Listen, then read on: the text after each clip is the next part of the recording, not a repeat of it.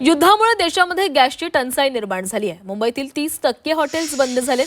नाल्यातून gas निर्मिती करणार का असा सवाल संजय राऊतांनी विचारलाय।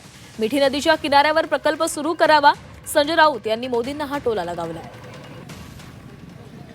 युद्धामुळे जी टंचाई निर्माण झाली आहे गॅसची, ती आम्हाला मोदींच्या कृपेने दूर करता येईल। पण पहिलं उद्घाटन त्यांनी मुंबईत मिठी नदीवर करावं आणि आम्ही त्यासाठी काय, त्यांना किती पाईप लागणार आहेत, काय लागणार आहेत, त्याची व्यवस्था आम्ही शिवसेना म्हणून करायला तयार आहोत।